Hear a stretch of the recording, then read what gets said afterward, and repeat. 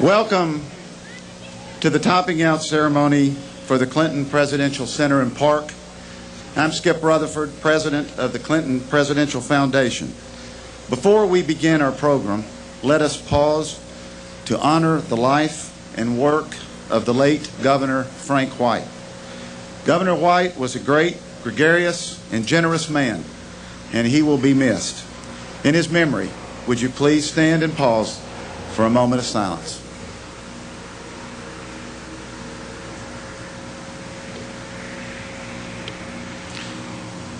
Thank you.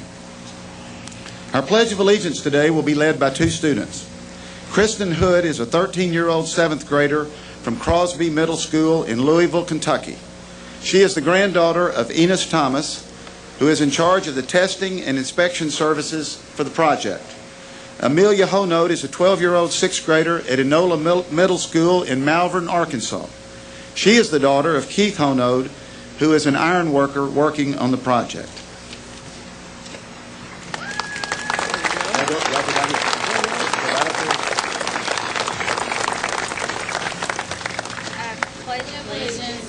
To the flag of the United States of America and to the republic for which it stands, one nation, under God, indivisible, with liberty and justice for all. Thank you all. No, thank you. Y'all can be seated. Let me briefly give you an overview of today's program. Opening remarks will be made by Bill Clark, the Chief Executive Officer of CDI, our general contractor. He will be followed by Janet Ryan of Dallas, who is representing the Sturgis Trust. Following the remarks by President Clinton, the President will join representatives of the various construction trades and sign the beam. The beam will then be raised, and I'm told this will take about 5 minutes. After the beam is raised, you are invited to enjoy a barbecue feast, compliments of the Jennings Osborne family, and Jennings, we thank you very much. A barbecue feast, compliments of the Jennings Osborne family, and Jennings, we thank you very much.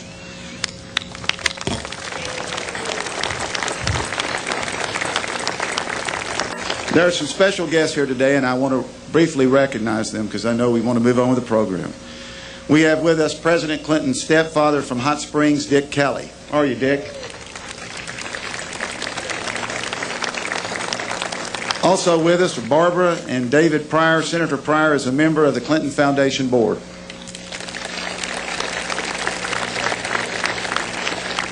I want to welcome Mayor Jim Daley, City Manager Bruce Moore, and members of the Little Rock City Board, and our good friend Mayor Pat Hayes from North Little Rock.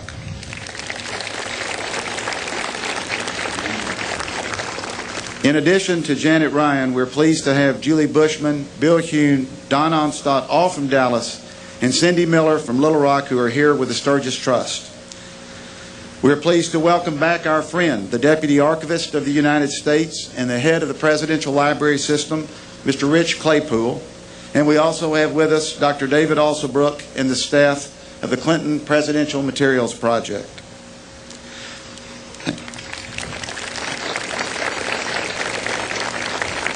A strategic part of the Clinton Center has always been to encourage tourism and economic development.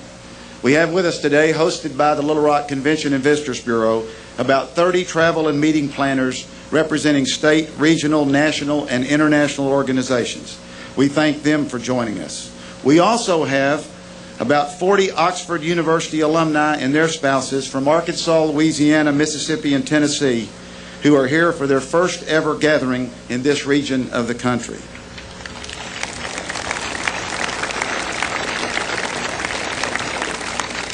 And last but not least, one of the great things about this location is having a very special next door neighbor, Heifer Project International. We have several, clap for them, they're great. We have several of their representatives here today, including our very good friend, Chief Executive Officer Joe Luck. Bill Clark is the Chief Executive Officer of CDI, our general contractor. In addition, he is also Chairman of the University of Arkansas Board of Trustees. Please join me in welcoming Mr. Bill Clark.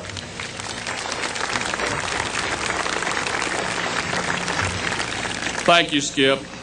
Mr. President, as you look at the city of Little Rock in front of you, you should know that you have literally transformed this city. Since you made the announcement a few years ago to locate the library on this site, downtown Little Rock has generated over $800 million in new building or new construction projects. In a national economy which at the best is struggling, this is nothing short of a miracle, and we owe you a big round of thanks.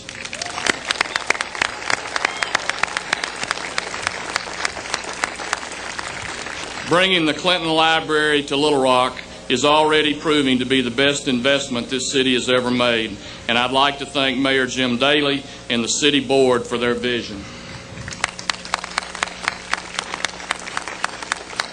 Today's ceremony is an ancient ritual in the construction industry that involves placing the final beam representing the highest point on the building. As part of this event, a tree is placed on top of the structure. The tree selected today is a live pine tree, which is, of course, the state tree of the state of Arkansas. When today's ceremony is over, this tree will be removed from the building and planted in the Presidential Park. The beam, which the President will soon sign, is over 29 feet long and weighs approximately 650 pounds. As Skip noted, there are over 5,000 names already on it. I've participated in many a topping out ceremony, but I've never seen a beam with 5,000 signatures on it from all over this country.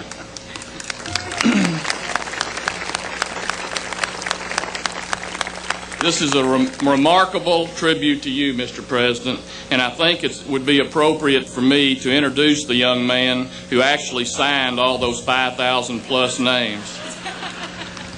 Sean Santa from Sayreville, New Jersey, is a political science student from Lyon College at Batesville. To personally sign all of those names, he used 402 Sharpie pens. Sean, wave so we can see you and thank you. Right here.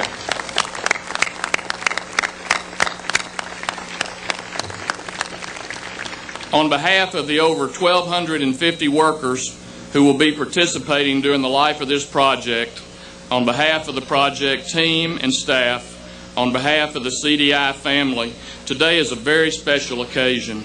It's a thrill for all of us to not only help build this bridge to the 21st century, but also to restore the 1899 depot into the University of Arkansas Clinton School of Public Service, to turn a historic bridge into a pedestrian bridge across the Arkansas River, and to create what will be one of America's greatest urban parks.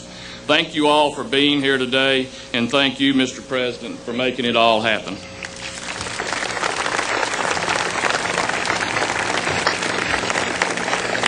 Thank you, Bill. Janet Ryan is Senior Vice President for Bank of America in Dallas. She is a North Little Rock native and a graduate of the University of Arkansas at Fayetteville. She is here today representing the Roy and Christine Sturgis Charitable and Educational Trust. The Sturgis Trust is one of the leading supporters of education in Arkansas. Please welcome Janet Ryan.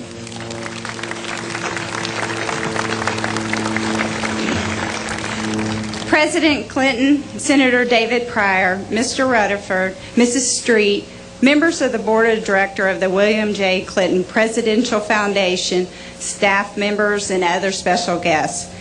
We appreciate the sincere hospitality shown to us as representatives from Bank of America, trustee for the Roy and Christine Sturgis Charitable and Educational Trust.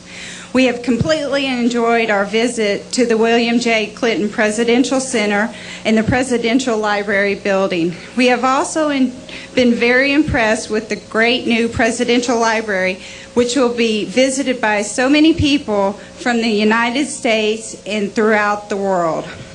We are particularly pleased to see the progress on Choctaw Station, which will become the new Sturgis Hall. The Roy and Christine Sturgis Charitable and Educational Trust has enjoyed a wonderful relationship with the University of Arkansas since 1985. And we first began with the successful Sturgis Scholars Program. Now we are looking forward to partnering again with the university through the University of Arkansas Clinton School of Public Service. It will be the finest academic establishment for the studies in advocacy and public service. Bank of America is proud to have the opportunity to serve as trustee of the Roy and Christine Sturgis Charitable and Educational Trust. I would like to share a little background on this trust and its founders. Roy and Christine Sturgis were longtime citizens of Arkansas. Roy Sturgis was a native of Kingsland. He married Christine, who was from Texas, and they lived in Arkadelphia in Fordyce before moving to Dallas in 1950. They were very successful in the timber industry in Arkansas and later had success in other business and investment ventures. Christine Sturgis created this charitable trust as a private foundation under her will and directed that grants be made in both of their names. Since her death in 1981, the trust has distributed over $43 million for charitable purposes to benefit the people of Arkansas and Texas. So on behalf of Bank of America, trustee of the Roy and Christine Sturgis Charitable and Educational Trust, we are now pleased to announce this grant of $4 million to the William Jefferson Presidential Foundation.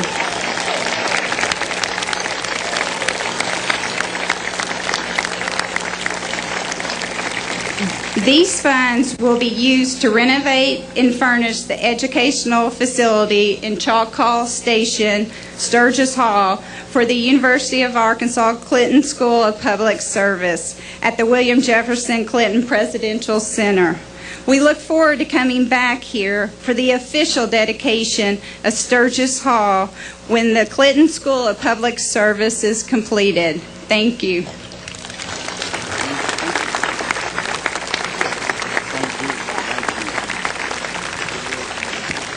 Wow.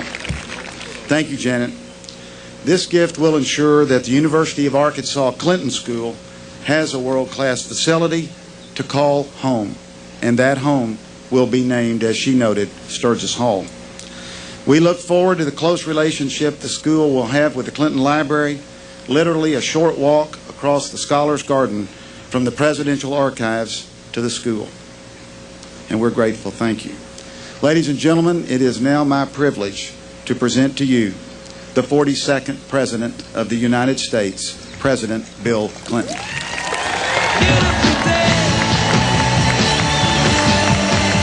Thank you very much. Thank you. Thank you very much. Thank you for coming.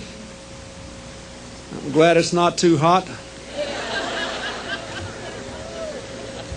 You know, I just finished giving a couple of college commencement speeches. It's an awesome feeling. You're standing up there, not president anymore. What you say doesn't have any impact. And you realize you're the only person standing between all those young people and their college degree.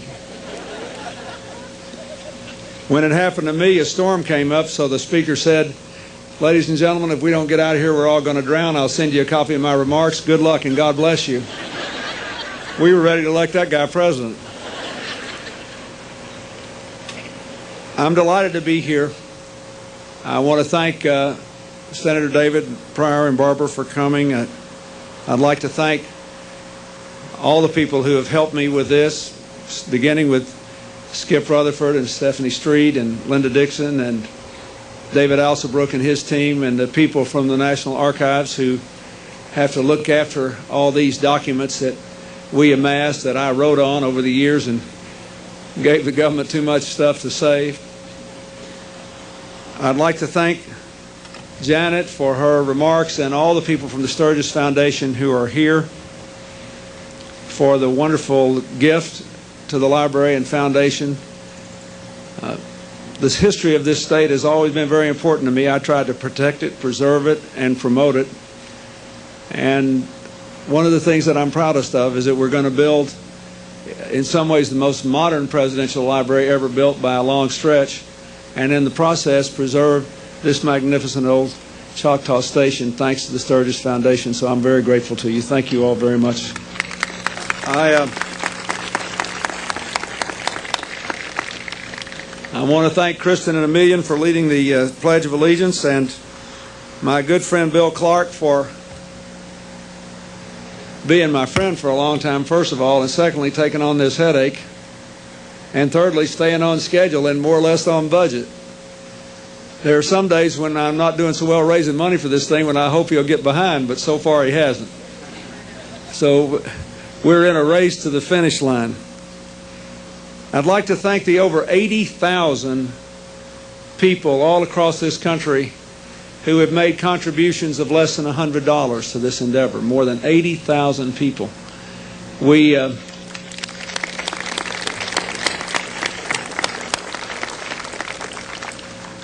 Just a handful have given as much as the Sturgis Foundation, and I hope we can find another handful or two before we're done. But what's really important to me is all the people that are giving what they can. Thanks to the internet, you'll be able to tour this library from anywhere in the world. You'll be able to see what the activities of the foundation are. You'll be able to review the speeches that I'm giving in the background and sort of continue the education project, because I'll be trying to explain at least my point of view on a lot of things that are happening. And I hope that someday we'll have hundreds of thousands of people all over the world who believe that this is worth a modest contribution to capture the history, the present, and the future of America from the point of view of those of you who helped to make me Attorney General and Governor and President over the last almost 30 years now. I look out, well, thank you. Thank you. I look out into this audience and I see so many people who played a big role in my life. Some of you know this, that Hillary and I have been writing our memoirs, and she was supposed to go first, so she finished. And her book is coming out in about a month, and it's less than a month, on June the 9th. It's really, really good. And Arkansas comes out well. And she called me this morning, and the Senate's in session, and she has to vote, and she's kind of jealous about my being here. So she asked me to give you her regards, and I want you to know that I think she's done a magnificent job in the Senate. I'm very, very proud of what she's doing.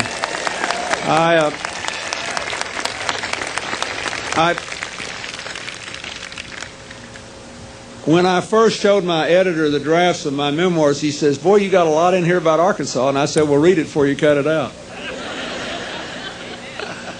And he read it. He said he laughed and cried and hooted and hollered. And he said, "Did you make half of that stuff up?" I said, "No, it really happened that way."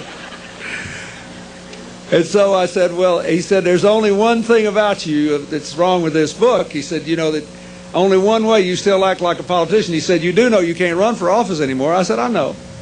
He said, "You cannot write a book for general readers and mention the name of every single person you ever shook hands with." He said, "You cannot do that. You got to cut some of this out. You just..." And one fella gave me a copy of Alfred Hitchcock. You remember Alfred Hitchcock, the great movie maker? He was trying to write his autobiography, and his editor told him the same thing.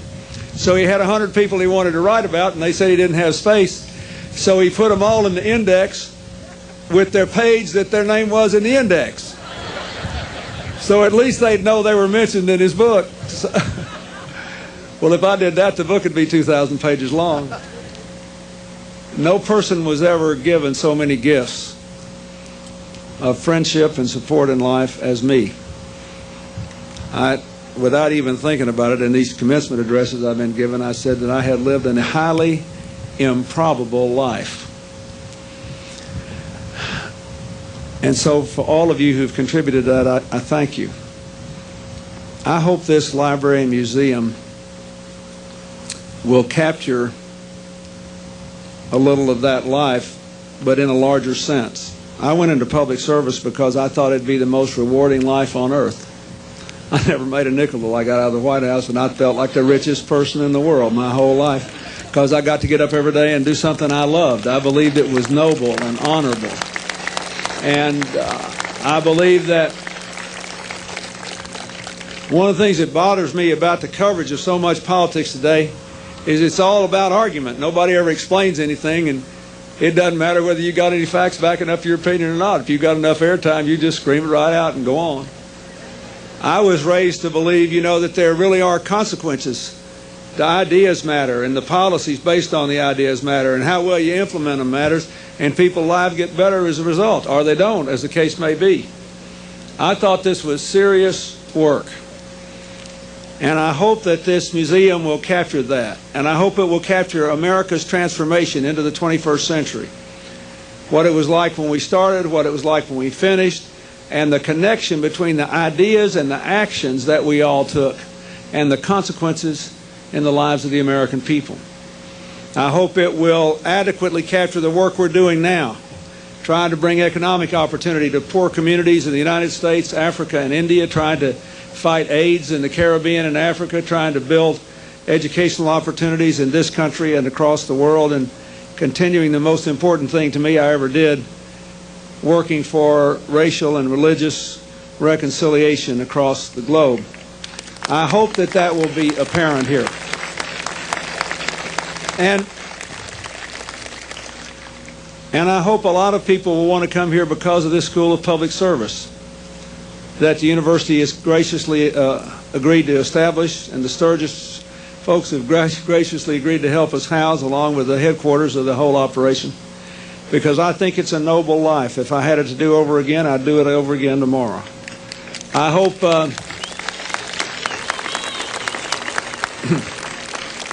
you have to have a higher pain threshold than you do for most kinds of work, especially in this day and age if you belong to our party.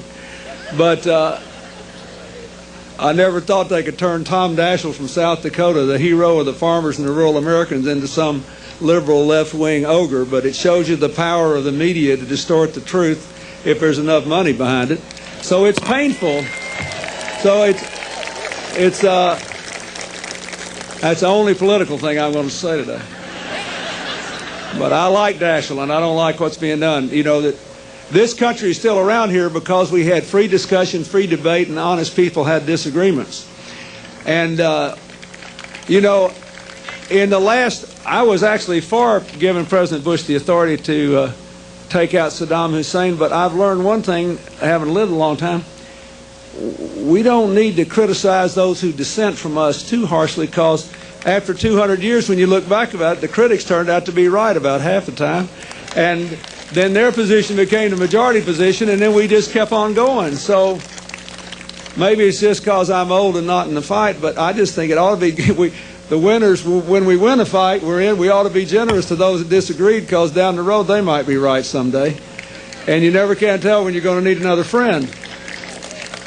So I want to thank all of you for helping me try to capture all this, because I hope what will be felt when people go through here is not just the story of where America was when we started, where it was when we finished, how the world changed, and what we did to get it that way, but also a story of the nobility of public service and how we ought to treat each other as Americans, and how we ought not to stop treating each other as human beings just because we may happen to be Republicans or Democrats or independents, or we may decide to go into public life. When I was governor, I had a lot of good friends in the legislature who were Republicans. I had a lot of good friends in other states who were Republican governors. And I remember when 1992, when I was a nominee, President Bush, whom I liked very much personally, asked the governor of New Jersey, Tom Kean, to nominate him. So they asked Tom Kean, they said, well, you've been working with Governor Clinton a long time. What do you think of him? And he said, I think both parties nominated their best. I love Tom Kean. He could no more give a speech to a national convention, having said that now, than a man in the moon. Because now the climate is, it's got to be all bad or all good. Life is not a cartoon. It's not a cartoon. It's not two-dimensional and flat. Nothing's all bad or all good. Nobody's all bad or all good. We are hopefully moving together toward a more perfect union. That's what our founders told us to do. They said you never will be perfect, but you can always be more perfect than you were yesterday. And in order to do that, we have to believe in the importance and the integrity and the nobility of public service, and we have to encourage good people to get in it. And I think that graduate program will accomplish that. So I hope people will get a little history. I hope people will get a little sense of what I'm trying to do now to continue the work of my presidency. I hope young people will be inspired to vote, to be active in politics, and some of them to run for office themselves. America works. You know, it works. More than half the time, more than half the people have been right on more than half the important issues, or we wouldn't all be here today. So I hope you'll leave here a little more optimistic than you were. You say, oh, you know, Bill's just as giddy and foolishly optimistic as he was 30 years ago. And that's true. When I left the White House, I was more optimistic and idealistic than I was the day I walked in.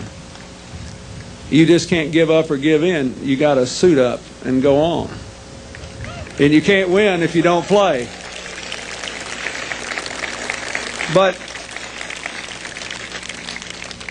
I just hope all of you, too, who have played any role in the public life I had and who've been my personal friends over the years will always know that a piece of this building and its message and the hope that I hope it brings to young people throughout America and the world, a piece of it is yours.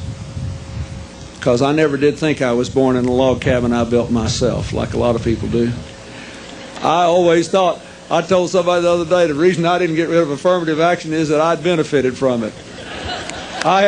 From the time I was old enough to crawl around, there were people helping me for no other reason than that they wanted to. I wasn't entitled to any of it. They just did. And if you were one of them, thank you. I hope you'll be proud of what you brought here. God bless you.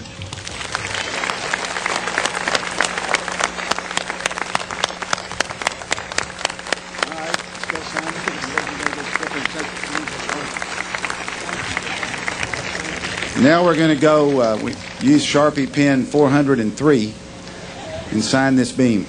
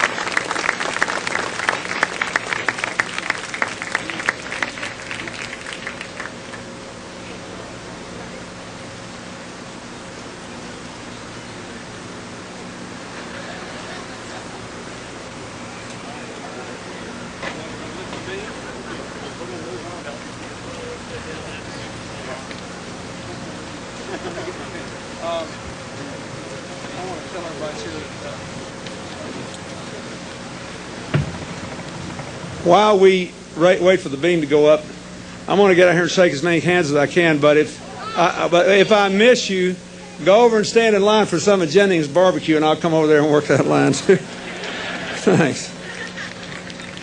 Besides that, it's good barbecue.